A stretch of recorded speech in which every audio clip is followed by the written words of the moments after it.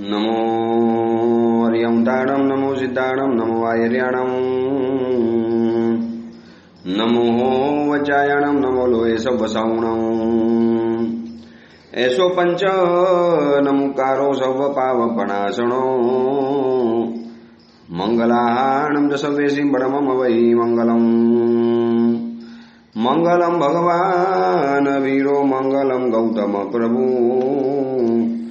मंगलम तुलभद्राद्या जैन धर्मोस्तु मंगलम। प्रवचनનો વિષય છે એક નારી જો કભી ન હારી।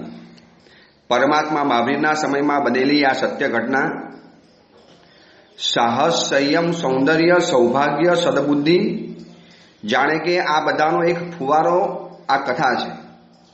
આ કથાના પ્રવાહમાં જેમ આપણે આગળ વધતા જઈશું એમ નવા નવા ભાવોનો સ્પર્શ થશે। આમાં આપણને સાહસ દેખાશે, સંયમ દેખાશે, સૌંદર્યની વાતો દેખાશે, સૌભાગ્યની વાતો દેખાશે અને સદબુદ્ધિની વાતો દેખાશે। તરંગવતી સાધ્વીજી ભગવતની આ જીવનની કથા એટલી માર્મિક છે, આપણા જીવનને એક સાચા દિશાની અંદરમાં સાચા માર્ગ ઉપર લઈ જનારી આ કથા છે। ચલો આપણે આ કથાના પ્રવાહમાં આગળ વધતા જઈએ। ગયા વખતમાં ત્યાં સુધી કથાને આપણે જોયેલી હતી કે તરંગવતી સાધ્વીજી ભગવંત છઠનું પારણું છે, સોમા શેઠાણી અને ઋષભસેન શ્રેષ્ઠીની હવેલીમાં ગોચી વળવા પધાર્યા છે। આખો પરિવાર એમના સૌંદર્ય અને એમના સંયમ અને એમના વિવેકથી અભિભૂત થઈ ગયો અને પરિવારની વિનંતીથી ધર્મકથા તો કરી અને પછી આત્મકથા કહેવાની શરૂઆત કરી।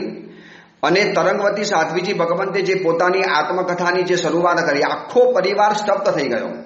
શ્રીમંત પરિવારની અંદરમાં જન્મ લીધેલા સાધ્વીજી ભગવંત અને આજે આપણા આંગણે પધાર્યા છે અને એમની આત્મકથા સાંભળવા માટે મળે છે। આખો પરિવાર લાલાયિત છે કે શું જીવનમાં એવી ઘટના બની હશે કે સંયમ જીવનમાં એમને પદાર્પણ કર્યું। આટલું સૌંદર્ય ત્રિભુવનને મોહી નાખે એવું સૌંદર્ય હોવા છતાં પણ ભગવાન મહાવીરના કઠોર માર્ગે જવાનો જે નિર્ણય કર્યો એની પાછળ કંઈક તો કારણ હશે, કંઈક તો ઇતિહાસ હશે અને આ જ ઇતિહાસને જાણવા માટે આખો પરિવાર બેતાબ છે, આખો પરિવાર લાલાયિત છે। અને એ કથાના પ્રવાહની અંદરમાં તરંગવતી સાધ્વીજી ભગવંત કથાને આગળ લંબાવે છે। આખી કથા પાતલિપ્ત સુરેશ્વરજી મહારાજ સાહેબે આત્મકથા રૂપ બનાવી છે, જાણે કે તરંગવતી સાધ્વીજી ભગવંત પોતે પોતાના શ્રી મુખેથી કથા કહે છે એ રીતે આખી કથાનું સર્જન કરવામાં આવ્યું છે। આપણે પણ કથા એ જ રીતે સાંભળવાની છે। જ્યારે પણ કથા સાંભળો ત્યારે એક સેકન્ડ માટે આંખ બંધ મીચી, આંખ બંધ કરી, આंख मूंद के आंख के सामने एक दृश्य पैदा करना। 8 मार की वैभव से युक्त हवेली है। हवेली का सबसे बड़ा हॉल है। हॉल के बीच के भाग में तरंगवती साध्वी जी भगवान उनका आसन बिछाकर बैठे हैं। पास में पात्रा और डंडा है। पास में एक साध्वी जी भगवान भी बैठे हुए हैं और पूरा परिवार, આખો પરિવાર એમની સામે બેસી અને આ કથાને સાંભળી રહેલા છે અને જાણે કે એ કથા આપણને કહે છે એ રીતે આપણે કથા સાંભળવાની છે। તરંગવતી સાધ્વીજી ભગવંતે કથાને આગળ લંબાવી। મહાનુભાવો, સમય તો સરકતો ગયો। 8 ભાઈઓની વચની અંદરમાં રહેલી હું એક બેન, મારા માતા પિતાના અતિશય લાડકોડ।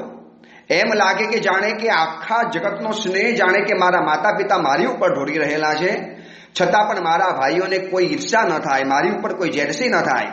આવું બની શકે? 8 ભાઈઓ મોટા છે અને હું સૌથી નાની છું, પરંતુ આખો પરિવાર, આખો દાસ દાસી વર્ગ, આખો સેવક વર્ગ, સ્વજન વર્ગ, અરે ઇવન રાજાના દરબાર અને રાજરાણીઓ સુધીની અંદરમાં જે મારી લોકપ્રિયતા, મારા તરફ લોકોનું જે ખેંચાણ, અને એમાં એમ લાગે કે જાણે કે 8 ભાઈઓ થોડાક સાઈડની અંદરમાં થઈ ગયા, થોડાક આઉટલાઈન થઈ ગયા, છતાં પણ મારા ભાઈઓને કોઈ દિવસ મનમાં એવો વિચાર સુદ્ધા નથી આવ્યો। અને એ જ રીતે જેમ કે મને જેટલો પ્રેમ મળતો હતો અને એમાંથી મારા ભાઈઓ વધુ ખુશ થતા હતા। 8 ભાઈઓની સાથે મોટી થતી ગઈ। માત્ર ઉંમરથી મોટી નથી બની, મારા પિતાજીએ મને સમજણમાં પણ બહુ મોટી બનાવી દીધી। મારા માતા પિતા સમજતા હતા કે પ્રેમ અને લાડકોડ પણ જેમ જરૂરી છે, એક બગીચામાં ઉગેલો છોડ હોય અને છોડને ઉગવા માટે જેમ પાણી પણ જરૂર છે, એમ સૂર્યનો પ્રકાશ પણ જરૂરી છે। પાણી ઠંડુ છે તો સૂર્યનો પ્રકાશ તીખો છે, ગરમ છે, દાહક છે, પરંતુ બંને ચીજ જરૂરી છે। એકલું પાણી આપવામાં આવશે તો છોડનું બીજ બળી જવાનું અને એકલો સૂર્યનો તડકો પડવાની અંદરમાં આવશે તો છોડ મુરઝાઈ જવાનું। બંને ચીજ માપસર સરખી રીતે અને એક સાથે મળવી જરૂરી છે. અને મારા માતા પિતા આ છે ને આમાં બહુ સાવધાન હતા. અતિશય લાડકોડમાં હું બગડી ન જાઉં, મારું ભવિષ્ય ખરાબ ન થઈ જાય. એક નારી જાતમાં જન્મેલી હતી, કેટલીક મર્યાદાઓ નારી જાતની મારી સાથે વણાયેલી હતી અને એની સાથે મારું જે ત્રિભુવન મોહિત જે રૂપ રહેલું હતું, જેમ જેમ મોટી થતી ગઈ અને મારું રૂપ, મારું સૌંદર્ય જેમ ખીલતું ગયું, સૌંદર્યનું ગુલાબ ખીલતું ગયું અને માતા પિતા મારા પ્રત્યે સાવધાન બનતા ગયા અને મને શૈક્ષણિક જગત અને ધાર્મિક જગત બંને જગતનો અભ્યાસ એટલો ભરપૂર કરાવવાની અંદરમાં આવ્યો. પહેલા હું બતાવી દઉં કે શૈક્ષણિક જગતમાં મારો કલાનો અભ્યાસ કેવો થતો હતો. એ સમયની અંદરમાં ગુરુકુલમાં ભણવાના રિવાજો હતા અને તરંગવતી સાધ્વીજી ભગવાન સોમા શેઠાણીને કહે છે કે મારા માતા પિતાએ એક શ્રેષ્ઠ ગુરુકુલમાં મને કલાના અભ્યાસ માટે પ્રવેશ કરાવ્યો, જ્યાં રાજકુમારીઓ, અન્ય શ્રેષ્ઠીની કન્યાઓ, મંત્રીની કન્યાઓ આ બધા સાથે ભણવાની અંદરમાં આવતા હતા. હું તમને વચમાં એ પણ વાત બતાવીશ કે એ સમયની અંદરમાં કેવા રિવાજો હતા. પુરુષો એટલે છોકરાઓનો ભણવાનો આખો ક્લાસ અલગ હોય, ગુરુકુલ અલગ હતા અને છોકરીઓના ભણવાના ગુરુકુલ અલગ હતા. આજની જેમ કો એજ્યુકેશન, સહશિક્ષણ એ સમયની અંદરમાં નહોતું. આ એક વ્યવસ્થા બહુ સુંદર હતી કે અમુક સમય સુધી, અમુક ઉંમર સુધી છોકરા છોકરીઓ ભેગા ન થાય એટલે એ લોકોને સંસ્કાર જળવાય રહે, મનની અંદરમાં કોઈ એવા ગંદા વિચારો ના આવે. ભલે કદાચ આજના સમયની અંદરમાં લોકો આ વિચારોને સ્વીકારે પણ નહીં, પરંતુ સહશિક્ષણ અને છોકરા છોકરીઓને સાથે ભણાવવાની અંદરમાં પછી જે સ્કૂલોની અંદરમાં જે તોફાન થાય છે અને જે મર્યાદાઓના ભંગ થાય છે એમાં કંઈ લાંબી વાત કરવા જેવી નથી. આ બધું જ દરેક માતા પિતાઓ આંખ સામે જોવે છે, પરંતુ મજબૂર છે. એ સમયની શિક્ષણ વિદ્યાઓ આખી જુદી હતી. ગુરુકુલમાં શિક્ષણ પદ્ધતિ ચાલતી હતી અને જીવન જરૂરી એવા કલાના પાઠ શીખવાડવામાં આવતા હતા જે રોજબરોજ જીવનમાં જરૂર યાદ પડે. અને તરંગવતી સાધ્વીજી ભગવાન પરિવારને કહે છે કે મને શ્રેષ્ઠ ગુરુકુલમાં જ્યારે મૂકી, મારી સાથે અન્ય રાજકુમારીઓ પણ ભણતી હતી, મંત્રીની કન્યાઓ પણ ભણતી હતી, નગરના વિશિષ્ટ શ્રેષ્ઠીઓની કન્યાઓ પણ ભણતી હતી અને બીજા સામાન્ય વર્ગની કન્યાઓ પણ ભણવા માટે આવતી હતી. અહીંયા કોઈ ભેદભાવ નહીં, બધાને સરખી રીતે બેસવાનું. રાજકુમારી પણ નીચે બેસે, મંત્રીની કન્યા પણ નીચે બેસે અને હું નગરશ્રેષ્ઠની કન્યા હતી. બધાની રીતે સરખી રીતે ભણવાનું. કોણ આગળ બેસે, કોણ બેસે કોઈ નહીં. જે ટાઈમસર આવે, સમયસર આવે, પહેલા આવે એને આગળ બેસવાનું. કોઈ ભેદભાવ નહીં. અને અમને અમારા જે કલાગુરુઓ હતા, જે અમારા વિદ્યાગુરુઓ હતા, વિદ્યાગુરુઓ એક સરખા પ્રેમથી અને એક સરખી રીતે, એક સમાન રીતે બહુ પ્રેમથી ભણાવતા હતા. અને નૃત્ય, ગાયન, વાદન, લેખન, ગણિત, રૂપકર્મ, આચ્છેદ્ય, પત્રછેદ્ય આ બધી જે કલાઓ હતી, આ બધી જ કલાઓમાં હું આગળ વધતી ગઈ. અને તરંગવતી સાધ્વીજી ભગવાન કહે છે કે હું અભિમાન માટે નથી કહેતી, પરંતુ જ્યારે મારી આત્મકથા કહેવા માટે બેસીશું તો તમને વિસ્તારથી કથા બતાવીશ. આખા ગુરુકુલમાં છે ને મને શ્રેષ્ઠ વિદ્યાર્થીની તરીકે મને મારા ગુરુઓ ગણતા હતા. ગત ભાવમાં કરેલા એક વિશિષ્ટ પ્રકારના પુણ્યના ઉદયના કારણે બુદ્ધિમત્તા પણ ભરપૂર મળી. સૌંદર્યની સાથે સ્પર્ધાની અંદરમાં ઉતરે એટલી બુદ્ધિમત્તા, એટલી બુદ્ધિ મને ભગવાનની કૃપાથી મળેલી હતી. એટલે દરેક પરીક્ષામાં, દરેક કસોટીમાં, દરેક કલાની જ્યારે જ્યારે પણ વાત આવે અને હું સીધી તૈયાર થઈ જાઉં, મારો જવાબ તૈયાર જ હોય. અન્ય રાજકન્યાઓ, મંત્રી કન્યાઓ મને વારંવાર પૂછે, તરંગવતી તારી પાસે આટલી બુદ્ધિ કેમ છે, તારી પાસે આટલો બધો સ્પષ્ટ બોધ કેમ છે, તું છે ને ગુરુની વાતને આટલી ઇઝીલી ઝીલી કેમ શકે છે, આટલી સહેલાઈથી તને સમજણ કેમ પડી જાય છે. અને હું એને કહું છું કે સમજણ કેમ ન પડે, આમાં કેટલી સહજ વાત છે. અને કેટલીક છે ને રાજકુમારીઓ, કેટલીક મંત્રી કન્યાઓ મારી પાસે સ્પેશિયલી ભણવા માટે આવે કે તરંગવતી જરા અમને સમજાવી દે, ગુરુનો આજે આ પાઠ અમને સમજાવ્યો નથી. ગુરુએ આજે અમને જે આ વાત કરી, કેટલાક વિશિષ્ટ પ્રકારના, કેટલાક રાજકીય બાબતોમાં અમને શીખવાડે, કેટલાક નાગરિક શાસ્ત્રિકોમાં શીખવાડે, કેટલાક ગણિતના બાબતમાં શીખવાડે. અને આ બધામાં છે ને હું તો હોશિયાર બની જ ગઈ. પરંતુ બે કલા એવી હતી કે જેમાં મેં માસ્ટરી મેળવી લીધી અને આ કલા છે ને મને અત્યંત ભરપૂર પ્રિય હતી. મને કોઈ પૂછે કે મારા જીવનની સૌથી પ્રિય કલા, મારો સૌથી પ્રિય વિષય શું હતો, તો કે બે વિષય હતા. પહેલા નંબરમાં મેં સૌથી શ્રેષ્ઠ પરીક્ષા પાસ કરી, સૌથી શ્રેષ્ઠ પરીક્ષામાં મેં સૌથી વધુ જ્યારે અંક મેળવ્યા હોય તો બે વસ્તુમાં મેળવ્યા. એક તો પુષ્પની પરીક્ષામાં અને બીજા નંબરમાં પંખીઓને ઓળખવામાં. આ બે વસ્તુઓ અમને ગુરુકુલમાં શીખવાડતા હતા. આ તરંગવતી સાધ્વીજી ભગવાનની કથા દ્વારા આપણને જાણવા માટે એ મળે છે કે એ સમયનું છે ને આખું શિક્ષણ કુદરત, નેચરલ ઉપર આધારિત હતું. આજે તો સ્કૂલોની અંદરમાં જાય એટલે એસી સ્કૂલ, બારી બારણા બંધ, આકાશ પણ ન દેખાય, અરે વૃક્ષ અને ઝાડપાં પણ ન દેખાય, પંખીઓના અવાજ પણ ના આવે. સેન્ટ્રલી એસીની અંદરમાં ભણવાનું એટલે કુદરતી કોઈ વાત જ ના મળે. ન સૂર્યનો તડકો મળે, ન હવા ખાવા માટે મળે, ન ખુલ્લું આસમાન જોવા માટે મળે, ન પંખીઓ જોવા માટે મળે, ન પુષ્પ જોવા માટે મળે, ન ધરતીના શ્રેષ્ઠ કક્ષાના વૃક્ષો જોવા માટે મળે. જાણે કે બંધિયારની અંદરમાં જીવાનું. અને સાચું કહું, બંધિયાર રૂમોની અંદરમાં ભણવાના કારણે આજના છોકરાઓના મન પણ બંધિયાર બની ગયા. મન ખુલ્લા થયા જ નથી. અરે ગુરુકુલ એને કહેવાય કે ખુલ્લા આસમાન નીચે ભણવાનું હોય, ઝાડ નીચે ભણવાનું હોય, વૃક્ષ નીચે ભણવાનું હોય, અથવા તો એવા પ્રકારની ઝૂંપડી બનાવી હોય કે જ્યાં આજુબાજુમાં કોઈ દિવાલ ન હોય. અને એક વાત યાદ રાખજો, દિવાલની વચની અંદરમાં ભણાયેલું જ્ઞાન માત્ર દિવાલ પૂરતું રહે છે, અને ચાર દિશાની અંદરમાં ભણાયેલું જ્ઞાન ચાર દિશાની અંદરમાં વહેતું થઈ જાય છે. આ તરંગવતી સાધ્વીજી ભગવંતની કથામાં આપણને જોવા માટે મળે છે કે કેવી એ શિક્ષણ હતી, કેવી પદ્ધતિઓ હતી જે રોજબરોજ જોવા માટે મળે. કુદરતની સાથે કેટલા તાલમેલ રહેલા હતા. આજના કયા વિદ્યાર્થીને પંખીના નામ આવડતા હશે, પંખીની વિશેષતાઓ આવડતી હશે, પુષ્પોના નામ આવડતા હશે, કયું પુષ્પ ક્યારે ખીલે, કયા પુષ્પની શું વિશેષતા હશે. અરે આ કુદરતની સાથે જીવશું ને તો આવતીકાલે કુદરત આપણને એમાંથી બહુ મોટા બોટ પણ શીખવાડશે. તરંગવતી સાધ્વીજી ભગવાન સોમા શેઠાણીના પરિવારને કહી રહેલા છે કે મને સૌથી વધુ રસ પડતો તો પુષ્પોની અંદરમાં અને પંખીઓમાં. રોજ સવારે ખીલે અને સાંજ પડે આથમી જાય. શું આ કુદરતે પુષ્પોની બનાવટ કરેલી હશે, પરંતુ એને ખબર છે કે સવારે ખીલીશ અને સાંજે આથમવાનું છે. બહુ ટૂંકા ગાળાનું મારું આયુષ્ય છે, બહુ ટૂંકો મારો સમયગાળો છે, બહુ ટૂંકી મારી જિંદગી છે. પરંતુ જિંદગી ટૂંકી હોય કે લાંબી હોય, કેટલા મધુર ફૂલો જાણે કે આપણી સામે હસી હસીને સુવાસ ફેલાવતા હોય, જાણે હસી હસીને આપણને સામે બોલાવતા હોય, જાણે આપણી સામે વાત કરવા લાલાહિત હોય. તરંગવતી સાધ્વીજી ભગવાન કહે છે કે સોમા શેઠાણી તમે નહીં માનો, પુષ્પોની સાથે હું ક્યારેક ક્યારેક વાત કરતી હતી. અને જાણે કે પુષ્પ મારી વાતોને સાંભળીને જાણે કે કલીઓ દ્વારા મુસ્કુરાતી હતી, કલીઓ દ્વારા હસતી હતી. અને પંખીઓ તો છે ને જાણે કે મારા એક આત્મીય સ્વજન રહેલા હતા. હું દરેક પંખીઓને બોલાવી શકું, દરેક પંખીઓની ભાષા સમજી શકું, દરેક પંખીઓનો અવાજ કાઢી શકું. મને પંખીઓ એટલા બધા પ્રિય લાગે. કેટલા નિર્દોષ આ પંખીઓ છે, કેટલી નિર્દોષ આ લોકોની જિંદગી છે. ક્યાં આપણી મનુષ્યોની જિંદગી રાગ દ્વેષથી ભરેલી, વિષય વાસનાઓથી ભરેલી, સ્વાર્થથી ભરેલી, અભિમાનથી ભરેલી અને કાવા ડાવાથી ભરપૂર ભરેલી. આપણો પોતાનો સ્વાર્થ સિદ્ધ થતો હોય તો આપણે કોકના પગમાં પણ ઝૂકવા તૈયાર છીએ, અને ખબર પડે કે આ વ્યક્તિ મારા માટે બિલકુલ કામની નથી, આપણે પગ પકડીને એને ઉઠાવીને ફેંકી દેવા તૈયાર છે.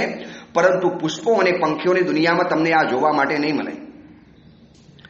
મારા ઘરની પાછળ બહુ મોટો બગીચો, હું તમને આગળ વિશેષથી વાત કરવાની છું. એ બગીચાની અંદરમાં મારા પરિવારમાં છે ને મોર પારેલા હતા, અને મોરોની સાથે હું ક્યારેક ક્યારેક નૃત્ય કરું. અરે મને છે ને મોરની સાથે નૃત્ય કરવું ગમતું હતું. મોર નાચતો જાય સામે હું પણ નાચું. હું ભૂલી જાઉં એ વખતે કે શ્રીમંત શ્રેષ્ઠીની કન્યા છું, તરંગવતી છું. મોરની સાથે હું પણ નાચું, અને જાણે કે મોર મારી પણ નૃત્ય કલાને જોઈ અને એના જે પીછાને ફેલાવે અને મોર જે કલા કરે અને મોરની સાથે હું નાચતી જાઉં, મારી દાસીઓ પણ હસતી જાય, મારો આખો પરિવાર જોવા માટે ભેગો થઈ જાય, પણ હું ભાન ભૂલીને નાચું. મારા ઘરની અંદરમાં કોયલો આવતી હતી, કોયલોની સાથે સૂર પુરાણ. અને તમે નહીં માનો, કોણ જાણે ચક્રવાક પક્ષી તરફ તો મને એટલો બધો લગાવ. ચક્રવાક પક્ષીને હું જોઉં અને હું પાગલ બની જાઉં. જાણે એમ લાગે કે આ ચક્રવાક પક્ષીની સાથે મારું કોઈ ભૂતકાળ જોડાયેલો છે, કોઈક મારા સંબંધોના તાણાવાણા જોડાયેલા છે. ખબર નહીં કે આ ચક્રવાક પક્ષી મને આટલા બધા પ્રિય કેમ લાગે. એટલે પુષ્પોની પરીક્ષાની અંદરમાં અને પંખીઓની દુનિયાની અંદરમાં હું વિશારદ બની ગઈ હતી. અને આ વિશારદ બનવાના કારણે કેટલી રાજકુમારીઓ મને પૂછવા માટે આવે, મારી સાથે ભણવા માટે આવે, મારી પાસે કલા લેવા માટે આવે. આમ કરતા કરતા કરતા છે ને મારા દિવસો તો મજાથી વીતતા હતા. પરંતુ સાચું કહું, રોજ સાંજ પડવાની હું રોજ રાહ જોઉં. દિવસે તો ગુરુકુલની અંદરમાં ભણવાની અંદરમાં જાઉં. સવારની દિનચર્યા મારી આખી જુદી હતી, પછી આગળ બતાવું. પરંતુ જ્યારે ગુરુકુલમાં ભણવા માટે જવાનું, સોનાના રથમાં બેસીને મારે ગુરુકુલમાં જવાનું, મારી સાથે દાસીઓ વગેરે આવે. દાસીઓ બહાર બેસીને મારા પિતાએ મને જન્મ પછી ધરતી ઉપર નીચે પગ નથી મૂકવા દીધો, સોનાના રથની અંદરમાં જવાનું. પરંતુ આ બધામાં હું અભિમાનથી દૂર રહી. આ બધાની અંદરમાં મારી જિંદગી બચી ગઈ, સંસ્કારોથી સમૃદ્ધ બની. આજે તરંગવતી સાધ્વી તમને જે સંયમી દેખાય છે, આટલા અદ્ભુત, તમે કહો છો કે મારું ત્રિભુવન મને મોહિત કરી નાખે એવું મારું સૌંદર્ય છે, ત્રિભુવન મોહન સૌંદર્ય છે. આ બધાની અંદરમાં હું જો બચી ગઈ હોઉં ને તો માત્ર એક જ કારણે, સાંજે રોજ મને ભણાવવા માટે આવતા જે ઉપાધ્યાય, આના કારણે. આ ઉપાધ્યાયનું જિંદગીમાં ક્યારેય પણ નહીં ભૂલું. આ ઉપાધ્યાય તો છે ને મારા એક પિતા અને ગુરુ કરતા પણ સવાયા છે. જ્યારે મારી જિંદગીમાં માત્ર માતા પિતા હતા, સ્નેહાર માતા પિતા હતા, મારા માટે પ્રાણ કાઢી આપે એવા મારા 8 ભાઈઓ હતા, મારો એક બોલ ઝીલવા તૈયાર થાય એવા મારા દાસ દાસીઓ હતા. પરંતુ બોલે આ બધાની વચમાં મને છે ને મારો કાન પકડનારા, મારી શાન ઠેકાણે કરનારા, મને ધરતી ઉપર પગ રાખનારા, મને આકાશમાં ઉડતી બચાવનારા, બાકી કહું છું, આ ઉપાધ્યાય સાંજે મને ભણાવવા માટે ન આવતા હોત. નામ એમનું હતું વિમલમતી ઉપાધ્યાય. આ વિમલમતી ઉપાધ્યાયને આજે હું સાધુ જીવનમાં રોજ સવારે મારા ગુરુ અને ભગવાનની સાથે યાદ કરું છું. અત્યારે તો આ દુનિયાની અંદરમાં હયાત નથી, પરંતુ હું કહું છું એ ઉપાધ્યાયને કે હે ઉપાધ્યાયજી ભગવાન, આ તરંગવતી આજે ભગવાન ભાવિની જે સાધ્વી બની છે અને મારા ત્રિભુવન મોહન સૌંદર્યના કારણે લોકો જે ધર્મ પામે છે અને ગામ ગામ હું ધર્મની જે પ્રભાવના કરું છું ને એ માત્ર ઉપાધ્યાયજી તમારા કારણે. વિમલમતી ઉપાધ્યાય રોજ સાંજે મને ભણાવવા માટે આવે અને રોજ રાહ જો, બસ સાંજ પડવાની રોજ રાહ જોતી. સાચું કહું તો ગુરુકુલમાં ભણવા કરતા મને આ ધાર્મિક ઉપાધ્યાય વિમલમતીની પાસે ભણવાનું બહુ મન થતું. એ પુસ્તકનું જ્ઞાન ઓછું આપતા હતા, પરંતુ મસ્તકનું જ્ઞાન વધારે આપતા હતા. અને એક વાત સમજી રાખજો, માત્ર પુસ્તકનું જ્ઞાન આપીને જે ગુરુ ચાલી જાય ને એ ગુરુ ક્યારે પ્રિય નહીં બની શકે. આજે ઘરની અંદરમાં ભણાવવા માટે જતા પંડિતો અને શિક્ષકોને હું વારંવાર બતાવું છું કે આ તરંગવતી સાધ્વીજી ભગવાનની કથામાંથી વિમલમતી ઉપાધ્યાય પાછળથી શીખવા જેવું છે. માત્ર પુસ્તકીય જ્ઞાન નહીં આપો. આજના કાલે પાઠશાલામાં બાળકોને આવવાનું મન કેમ નથી થતું? માત્ર પુસ્તકીય જ્ઞાન છે. પુસ્તકમાંથી ગાથા લેવાની, પુસ્તકમાંથી આપી દેવાની. ભણાવનાર આવનારા ટીચર શિક્ષક કે જે ગુરુ છે કોઈ વિશિષ્ટ તૈયારી સાથે ના આવે. અરે કંઈક નવી કથા, કંઈક નવો ઇતિહાસ, કંઈક નવું રહસ્ય, અરે ગાથાનો એકદમ પર્યાય. આ ગાથા શેના માટે બનાવી, કોણે બનાવી, કેવી રીતે બનાવી, કયા સંગોળીઓને બનાવી, આ ગાથા તમને કઈ જગ્યાએ કામ લાગશે, આ તમને જીવનની કડવી વાસ્તવિકતાઓમાં આ ગાથા તમને ક્યાં કામ લાગશે? આવી કોઈ જ વાતો નહીં. માત્ર કલાક માટે ભણાવવા માટે આવી જાય, બાંધેલો પગાર મેળવી લેવાનો. તમને કહું, આટલી બધી પાઠશાલાઓ ધૂમ ચાલતી હોવા છતાં પણ અને પાઠશાલાઓની કદાચ પ્રભાવનાઓ ચિકાર ચાલતી હોવા છતાં પણ છે ને હજી આપણા જૈન બાલક બાલિકાઓની અંદરમાં એક સંસ્કારનું સ્તર ઉપર નથી આવતું ને, કારણ કે માત્ર પુસ્તકમાંથી ભણાવનારા ગુરુઓ કે શિક્ષકો વધી ગયા છે. જે શિક્ષકો વર્ષો પહેલા એમ કહેવાતું હતું કે બેંગ્લોરની અંદરમાં એક તિલક ગુરુજી હતા. તિલક ગુરુજી, અમે લોકો જ્યારે પૂજ્ય ગુરુદેવ ભુવન ભાનુ સુઈસોજી માસ્ટરની સાથે બેંગ્લોરમાં અમે લોકો ગયા હતા અને બેંગ્લોરની અંદરમાં જ્યારે કોઈ પૂછે વર્તમાનની અંદરમાં કે હિન્દુસ્તાનમાં સૌથી શ્રેષ્ઠ કક્ષાની પાઠશાલા ક્યાં ચાલે, તો બેંગ્લોરમાં ચાલે. એનું જે આખું અલગ ભવન, સેંકડો વિદ્યાર્થી અને વિદ્યાર્થીનીઓ રોજ ભણવા માટે આવે અને આ બધી પાઠશાલાને ઊભી કરનારાનો જો જશ મળતો હોય તો તિલક ગુરુજી હતા. અને આ તિલક ગુરુજીનું એ સમયની અંદરમાં જે માન અને બેંગ્લોરની અંદરમાં આજે પણ કોઈ પણ પાઠશાલાના ટીચરને પંડિતજીને નામથી ન બોલાવે, એમનું આગળ જે નામ હોય તેમનું નામ બોલાવે, ગુરુજી બોલાવે. અમે જ્યારે ચોમાસું કરવા માટે ગયા ત્યારે એક સુરેન્દ્રભાઈ નામના ત્યાં ગુરુજી હતા, મુખ્ય અધ્યાપક હતા. લોકો એમને સુરેન્દ્ર ગુરુજી કહે. કેટલો બધો બહુમાન ભાવ, ગુરુજી શબ્દ બોલવાનો. અરે સાધુને તો ગુરુ કહે, પણ સંસારીપણાની અંદરમાં જે ધાર્મિક શિક્ષક ભણાવતા હતા આને ગુરુજી કહેતા હતા. અને તિલક ગુરુજીએ બેંગ્લોરની અંદરમાં જે પાઠશાલાની જે ચેનલ ઊભી કરી, આખી જે એક સંસ્કારની ગરિમા પેદા કરી, આજે લોકો એમને યાદ કરે છે. તો છે ને ટીચર ખાલી પુસ્તકનું જ્ઞાન આપે એવા ન હોવા જોઈએ, મસ્તકનું જ્ઞાન આપો. અરે પુસ્તકનું જ્ઞાન ખાલી પુસ્તકમાં રહી જવાનું, મસ્તકથી આપેલું જ્ઞાન મસ્તકની અંદરમાં ઉતરવાનું. અને તરંગવતી સાધ્વીજી ભગવાન સોમા શેઠાણીને કહે છે કે શેઠાણીજી, હું તમને શું વાત કરું, મારા એ વિમલમતી ઉપાધ્યાયની એટલા નિયમિત સમયની અંદરમાં હતા. મને અનુશાસન, મને શિસ્તના પાઠ શીખવાડ્યા. હું શ્રેષ્ઠી કન્યા હતી, અબજોપતિની કન્યા હતી અને 3 ભુવન મોહી પડે એવી રૂપારી કન્યા હતી. અને 5 મિનિટ કે 2 મિનિટ ભણવા માટે મોડી પડી અને મારા ગુરુજી આવી ગયા તો મને ઊભા રાખે, પનિશમેન્ટ આપે, દંડા આપે અને મારા માતા પિતાને કહી દે કે આ 1 કલાક, 1.5 કલાક, 2 કલાક તરંગવતીના જે મળ્યા છે ને એમાં તમે એના માતા પિતા ભૂલી જાઓ, હું બધું જ એનું સર્વસ્વ છું.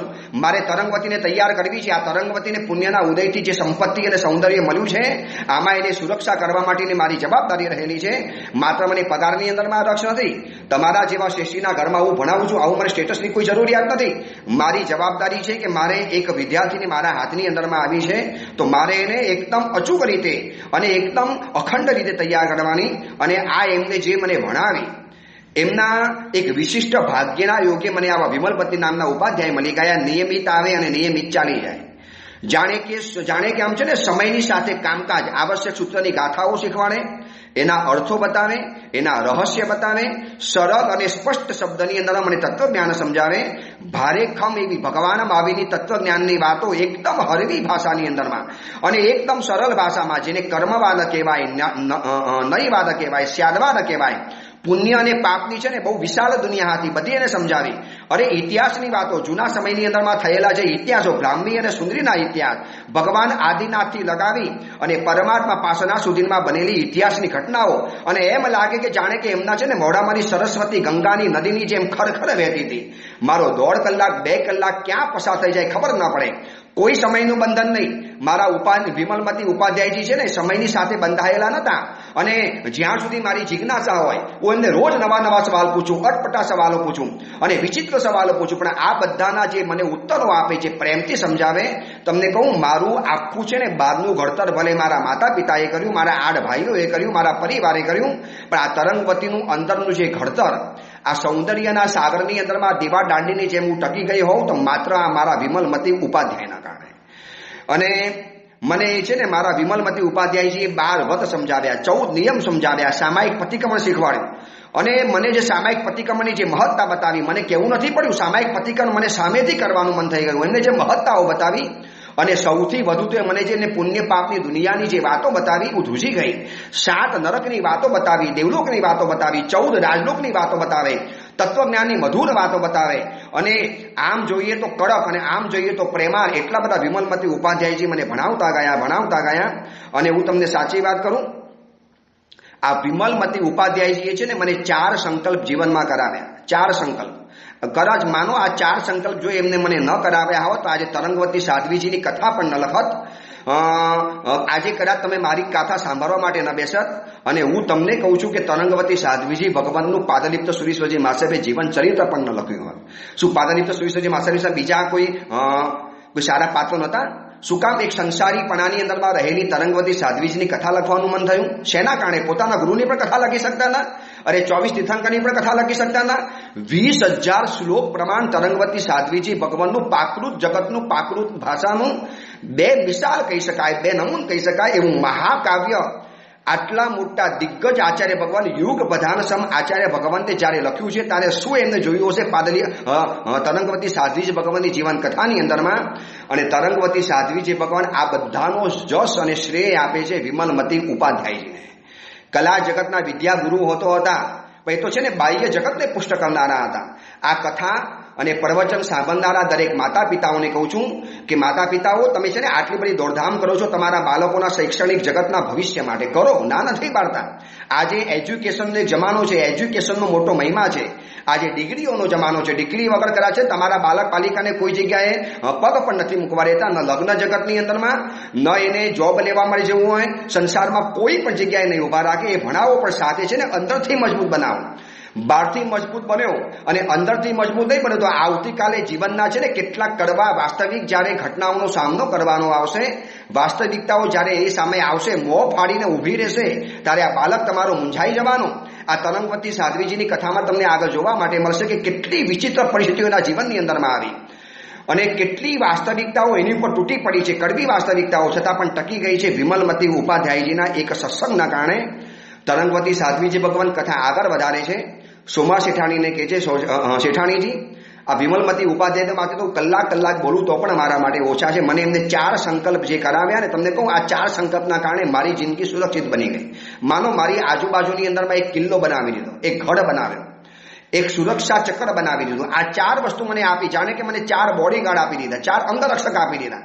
અરે શું કહું, આ 4 વસ્તુ મને જેને સમજાવી છે ને, દિવસોના દિવસો મને સમજાવ્યા. એમને કીધું, તરંગવતી, આજે મારે તારી પાસે 4 સંકલ્પ જોઈએ. તું મને છે ને એક હાથ જોડી અને મને કહી દે કે ગુરુદેવ, આ તમારા ચરણમાં હું સંકલ્પ મૂકું છું કે આ જિંદગીમાં 4 વસ્તુ તો નેવર, મારી જિંદગીમાં ક્યારેય પણ નહીં થાય.